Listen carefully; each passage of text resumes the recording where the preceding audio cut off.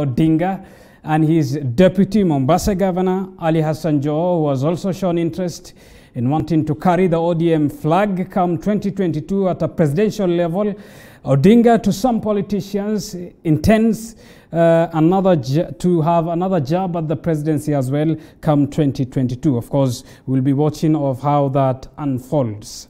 And embattled former Nairobi Governor Mike Mbuvi Sonko has been released on a 500,000 shillings cash bail by a Kahawa court in one of the cases facing him.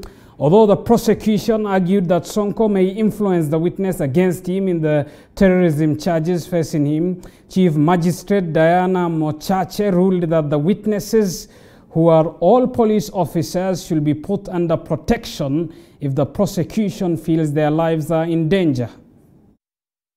After close to a month in police custody, former Nairobi Governor Mike Mbuvi Sonko's sigh of relief came at a time when he least expected. Sonko, accompanied by 3 nurses alongside his relatives, drove into the Kahawa Law Court at around 1 p.m. in the escort of the anti-terrorism police unit. I have done the quorum. Can you take the file back? With his health not so good and tubed to his monitor, Sonko listened as his defense team and the prosecution engaged in a brutal heated 6-hour exchange. The prosecution asking the court to decline Sonko's bail application.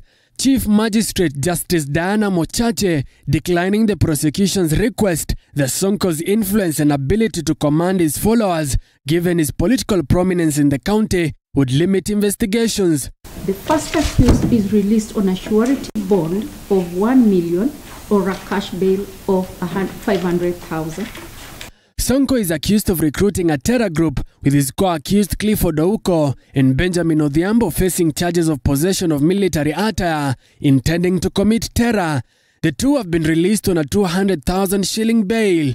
The case will be mentioned on the 22nd of June. Musa Salah, TV 47. Well, still in the